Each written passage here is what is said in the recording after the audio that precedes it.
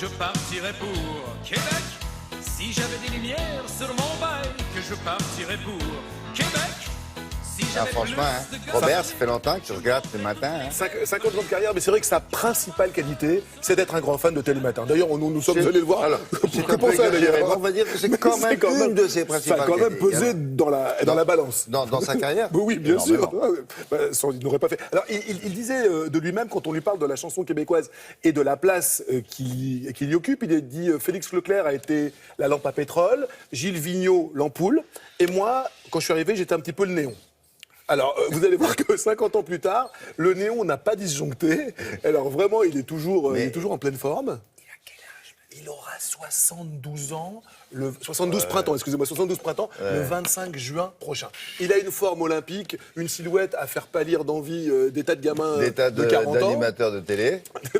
Et voilà, et il est là, pour lui, sa meilleure chanson, c'est la prochaine. Il est venu faire un petit tour à Paris avant de revenir nous voir à l'automne, où il va faire une grande tournée dans toutes les grandes salles de France. Là, c'était à Bobino, et vous allez voir un parterre, mais alors archi prestigieux. Là, les flashs, ça a crépité. C'est une salle très parisienne, comme on C'était disait une autrefois. soirée parisienne avec le tout Paris qui pétille et qui chante. On y va.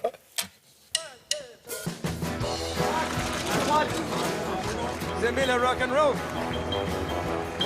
Il te reste un bout à faire, faut que tu apprennes à marcher. Si tu fais comme ton père, tu vas te faire fourrer. Robert, 50 ans de chansons, comment vivez-vous cet anniversaire? Mon Dieu. Écoute, je suis comblé. T'as un gouvernement qui te vole à tour de bras. Ben, 50 ans, je pense que c'est les 50 premières années les plus difficiles. Après, s'il y a des jeunes qui m'écoutent, là, je les encourage. Après, le téléphone sonne, puis on n'a qu'à répondre, mais j'ai rien vu. Sincèrement, il me semble que c'était la semaine dernière que j'ai commencé. Alors je suis parti sur Québec Air, Transworld, Northern, Eastern, Western, puis Pan-American. Lindbergh, c'est vrai que Vigneault, vous avez dit, si tu arrives à mettre ce texte-là en musique, t'es un vrai génie. Voilà, il dit, c'est impossible, il a lu ça, puis il dit, tu pourras jamais mettre ça en musique. J'ai dit, non seulement je vais le mettre en musique, mais ça va se danser. Je reviendrai à Montréal dans un grand Boeing bleu de mer. Je reviendrai à Montréal, c'est vrai que vous avez failli ne jamais la mettre sur l'album. C'est vrai. À l'époque, j'étais le rocker québécois, puis je me disais, si j'arrive avec cette chanson-là, les gens vont me traiter de crooner, ils pourront pas me suivre, et j'ai failli ne pas la mettre sur le disque, et l'histoire et l'assassin m'ont prouvé que c'est de loin, ma plus belle. Entre le cristal et le verre.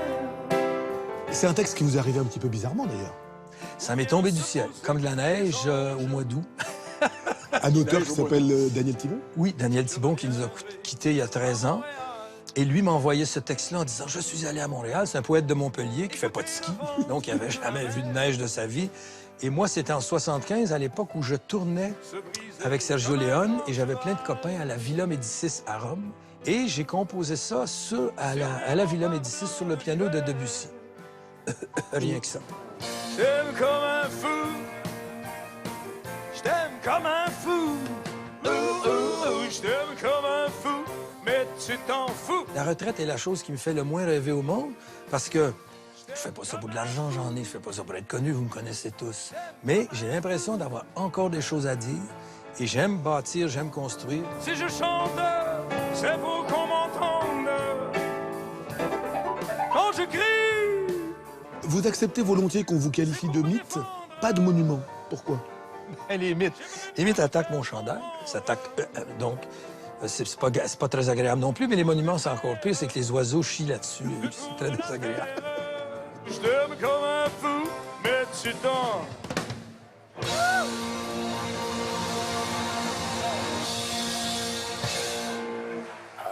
Pas La mal, forme, hein, quand pour même, un hein. jeune. Vous imaginez, 50 ans, effectivement, 50 ans que Lindbergh est arrivé en France. En fait, Lindbergh est arrivé en 68, lui a fait la première Alors, partie de Lindbergh, Georges. il veut te parler de la chanson. La chanson dont il nous a parlé et dont il a dit que Gilles Vigneault lui avait dit si tu arrives à mettre ça en musique, tu es un génie. Il n'avait pas tort, Gilles Vigneault. Cette chanson, c'était un cadavre exquis. Vous Qu'est-ce savez, que ces c'est espèces de textes qui sont composés sur une nappe de papier et où chacun des protagonistes ne voit pas ce que l'autre a écrit avant. Et en fait, c'est pour ça que cette chanson n'a aucun sens. Ne cherchez pas le sens de Lindbergh, il n'y en a pas. Et il a réussi à en faire un tube, il a réussi à faire Comme quoi, chanter. parce que parfois, il y a des chansons anglaises dont on ne connaît pas le sens et on s'en fout. Mais, Là, par contre, Une chanson on française devine le sens, mais non. Il n'y a pas de sens. et c'est la mélodie Et qui a ça- tout fait. voilà, et c'est Voilà. la mélodie qui fait tout. Comme quoi. Merci beaucoup. Vous avez mis les dates Elles sont passées, on les a vues. Il est bien cycliste, là. Regardez Viens un peu. le petit Robert. Bon, allez, on poursuit avec les bons conseils de Julie Ferrez pour se maintenir en forme. Ce matin, on va